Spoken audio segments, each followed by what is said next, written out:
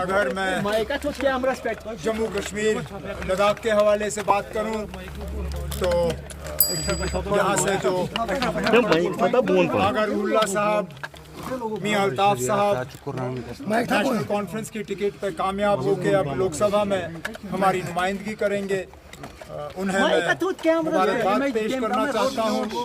इसके साथ साथ और के लोगों ने बीजेपी के उम्मीदवार को वहां हरा के हाजी हनीफा जान साहब को जो कामयाब किया, वो भी अपने आप में एक बहुत बड़ी बात है। जहां तक मेरे अपने सीट की बात है, जाहिर सी बात है कि मैं इस अंदाज में आपसे बात करना नहीं चाहता था। मेरी ये उम्मीद थी कि बारामूला काउंटिंग सेंटर से डीसी ऑफिस जाके अपना सर्टिफिकेट लेके मैं आपसे बात करूं, लेकिन अल्लाह ताला को वो मंजूर नहीं था और बारामूला पार्लिमानी सेगमेंट के लोगों ने जो फैसला सुनाया है वो हमारे सिर आंखों पे। मैं जानता था कि ये मुकाबला मुश्किल होगा। शुरू में जिसके खिलाफ मैं इलेक्शन लड़ रहा था वो उसकी मुखालफत करना मेरे लिए ज़्यादा आसान था। इंजीनियर रशीद साहब जब मैदान में उतरे तो जाहिर सी बात है इलेक्शन में उनका मुकाबला करना हमारे लिए थोड़ा सा और मुश्किल पड़ गया।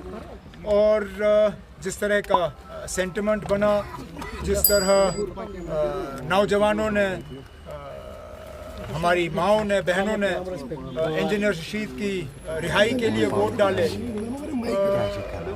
नतीजा अब आपके सामने है। लेकिन चलिए, कभी कभार इलेक्शन में जो है हार जीत होती है। ये पहली मर्तबा मैं पार्लियामेंट का इलेक्शन हारा हूँ, अब आगे देखते हैं क्या होता है। सॉरी मुझे ये भी, क्योंकि मैं जम्मू कश्मीर में ही मैं फंस गया। जहाँ तक मुल्क भर के नतीजों की अगर हम बात करें तो दिल खुश हुआ। हम शायद इससे ज़्यादा उम्मीद कर रहे थे, लेकिन एग्ज़िट पोल्स गलत साबित हुए।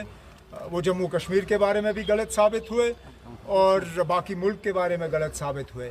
जिस तरह अखिलेश ने यूपी में किया, ममता दीदी ने वेस्ट बंगाल में, स्टालिन साहब ने तमिलनाडु में, शरद पवार साहब और उद्धव ठाकरे ने महाराष्ट्र में, और जिस तरह कांग्रेस ने राहुल गांधी और खड़गे साहब और प्रियंका जी ने, जिस तरह कांग्रेस की टैली जो है लगभग अब 100 पे वो टच कर रहे हैं।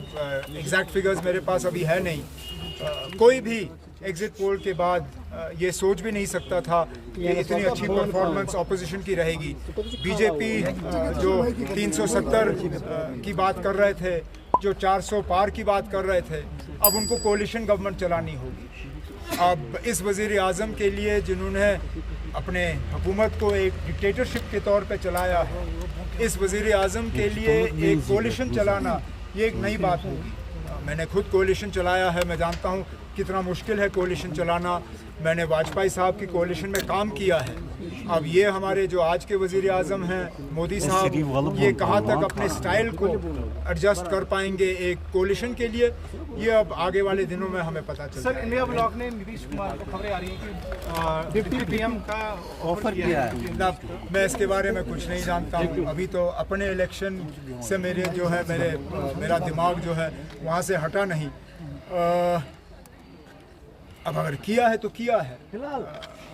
फिलहाल तो मुझे लगता है हमें जोड़ तोड़ की हुकूमत नहीं करनी चाहिए, हमें जोड़ तोड़ की सियासत नहीं करनी चाहिए। प्री पोल अलायंसेस जो रहे हैं, मेरा अपना मानना है कि प्रेसिडेंट राष्ट्रपति साहिबा को प्री पोल अलायंस के तौर पे जो है अपना फैसला करना चाहिए, और जो लोगों का फैसला है वो हमें तस्लीम करना चाहिए।